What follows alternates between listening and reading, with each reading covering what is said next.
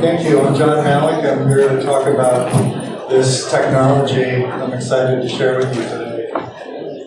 I started working on this about 6 years ago, and I looked at the problem that many of you probably notice, which is you see all these huge problems in the world, and you see not enough being done, yet there's so much passion out there that people have for wanting to solve problems, and so you have this huge gap. And I started studying that, and I gathered a group of scientists. I found people at ENS in Paris and NYU in New York, and said, how can people synchronize what they're thinking about these issues and make an impact much more effectively? So first, when I say digitized argument, I mean the sense of argument on the left, which is someone has a view, they think it's important, they come up with reasons, and they're presenting it. I don't mean the thing on the right, which is people just disagreeing and making noise, and someone ends up sleeping on a sofa, I guess. Okay. So quickly, the impact landscape, I just want to show you how I think about it. You have issues, and you're simply taking your ideas and trying to get as much agreement as possible for those ideas. After that, you're deciding what is the action that the people who agree with you can take to help you implement that idea and have the most impact. On top of this relatively straightforward problem of a difficult one, you also have interference. You have the fact that people are busy with their own issues, and then you have your opposition, you can call it. You have, no matter what the issue is, climate change, environmental protection, what have you, no doubt there's forces that are trying to stymie your efforts. I want to quickly walk you through something that is, I'm not sure if you've noticed it before, but I think it's fascinating. There's two kinds of content architectures out there. What I'm going to call an entertainment architecture, which is anything that's trying to show you something new all the time. So things like Twitter, LinkedIn, Facebook, etc. And I know that even CNN, I would call an entertainment architecture because the goal is to keep showing you new information. The problem with that is you're making all of this effort to put your ideas in front of people, and if it's an entertainment architecture, if the architecture of whatever platform, be it an online tool or a TV channel, if the architecture is such that it's trying to show the audience new stuff all the time, what you're saying, you know this if you're tweeting and whatever else, your content is not that meaningful after a few days. I mean, let me give you an example. I really want to drive this point home.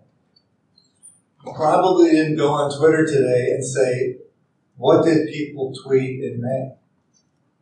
Right? So these platforms are suppressing really important information of yours relatively quickly, and that information is still extremely valid.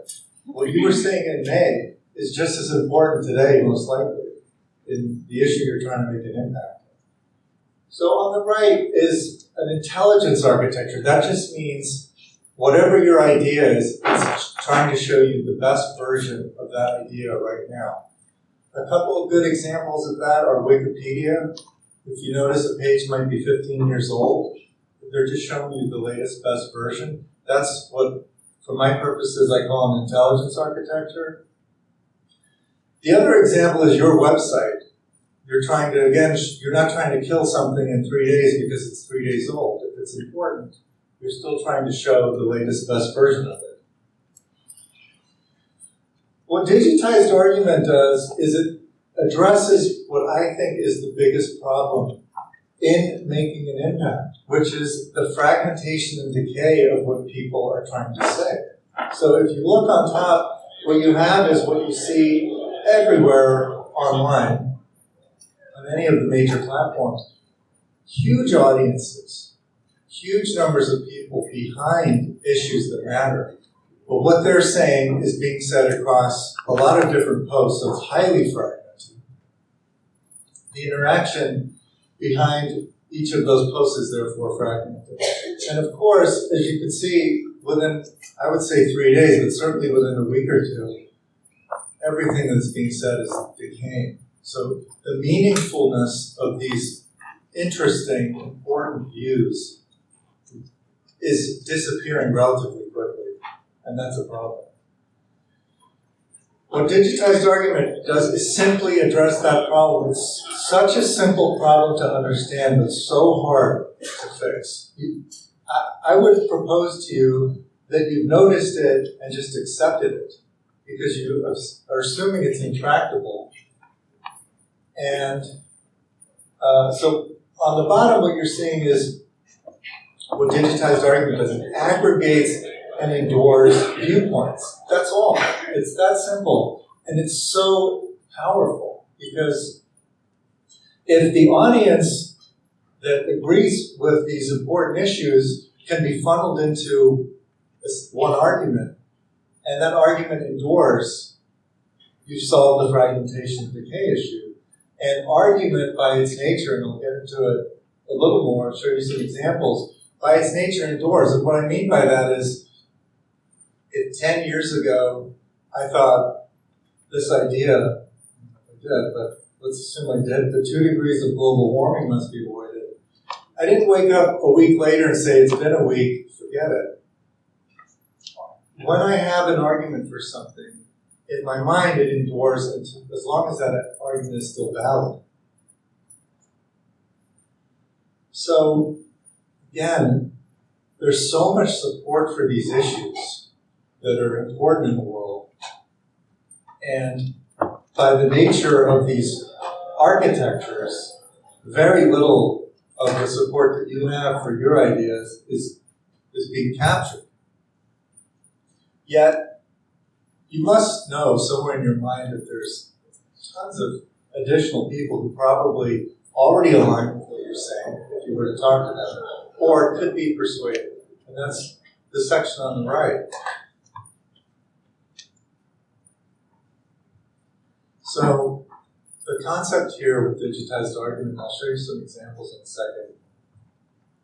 This is so simple and so powerful that so much effort is being poured by people trying to make an impact into statements and posts that have the effect of this lower chart, which is within a week, they're irrelevant. The interaction that's even captured, which is usually called the like or something like that, is not that substantive. On the other hand, when people agree with you, if they see a clear argument and they agree with it, now you have an ally. Now every person, when they click agree, is now part of your consensus for what you think is important, and in a substantive way. So if you then go to have an action, and you know how many people agree with you and who they are, and you can notify them, those are people who might actually do something. So a little basic primer of what the user experience has to be like for any digitized argument to be implemented properly. First, you're trying to capture the simple concept of, does the person agree with your idea? And if so, a digitized argument is transferable. A few people can create a thoughtful, reasoned argument for something. And that argument, because it's digitized into this form that I'll show you in a second, because it's digitized, it's transferable to an unlimited audience.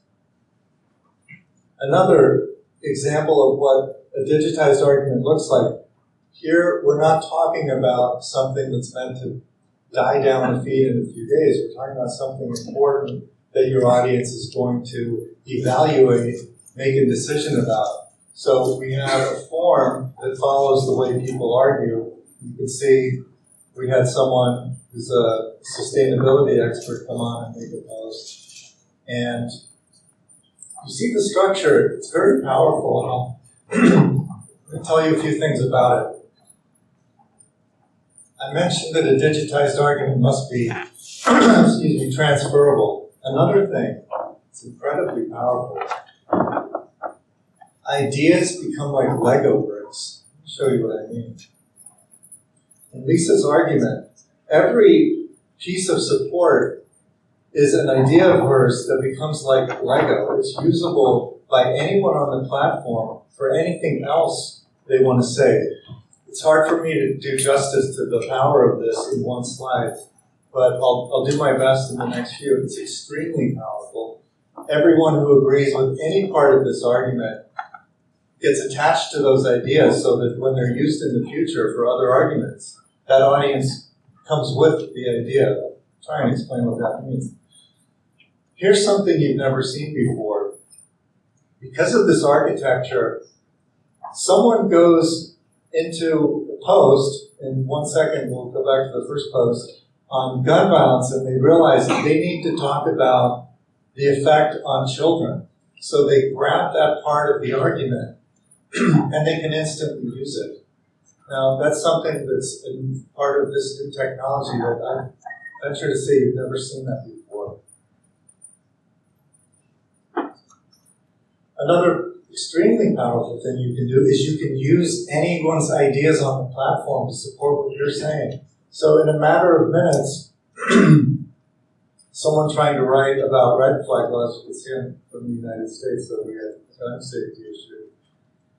They're able to grab some information that somebody already created and use hundreds of hours of work in a split second to create the argument they need to persuade people. You can promote a digitized argument, which we just started doing last week. We started promoting some of our first ones.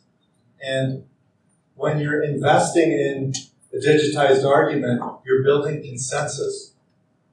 Let me show you what that means in another slide. So you're going out and adding people who agree with you to your argument. And I think something really important to understand is you have all the time you need to do this. You don't have 48 hours or 72 hours. When you post a digitized argument, you can spend months or years building the consensus on that and finding out who your audience is that agrees with you. So when you do all of this, there's a few things happening here. First, you can see that the person has thought this since 15 months ago, 14 months ago, and there's nothing stale about that. There's nothing about the fact that that's 14 months old that makes it any less important or impactful. I would say it maybe makes it more impactful the longer you believe something. That's part of the beauty of digitizing an argument in this way. Another thing is, the people, this is an actual list from our platform.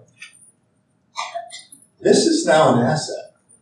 Okay, so if you're investing in your posts online, you're not investing in an asset, I would say, because it's going to be meaningless within less than a week. On the other hand, here, every person that clicks agree is one more person that has joined the consensus for whichever idea you're promoting. Imagine all of the ideas you have for the impact you're trying to make. And you know, say the 50,000 people or 400,000 people that you've determined over the course of months of promoting an argument that agree with this. Now you have something you want to do about it next Tuesday. There's a vote, there's a boycott, there's a whatever. And with this technology, you notify these people of what that is, and they've already said they align with this issue. So the likelihood of that audience being willing to join you, and I think there's a lot of people out there that would love to do things for the things they're passionate about. Here, you've now synchronized that audience behind each and every idea that they've agreed with. So you can now concentrate that force in a small period to do something. You can notify them what is the timing and what they need to do. You can get confirmation. I think that this lack of synchronization that we have today, where people make a post and somebody else makes another post elsewhere, and all of that sort of decays quickly, I think that's the challenge in the impact space, is if you could concentrate that and synchronize that and coordinate action systematically, you could multiply your impact by 100 times. So I'll take any questions, but just before I do, I want to say that my platform, Goodpoint, my colleague and I have a pod here. So if you are in the impact space, or you know somebody who's a bold thinker, who wants to test new technologies to greatly improve their results, come and leave your business card with us. We have this technology ready to go. We're very excited about it. We think we can prove some amazing things this year. So we'd love to hear from anybody who is in that impact space, who has resources to work with us. And the other really exciting thing that we're looking for and doing deals with is people who have an audience and are influential. And we'd like to put more of that content on our argument graph so that we can help them be much more impactful in what they're doing. Are there any questions?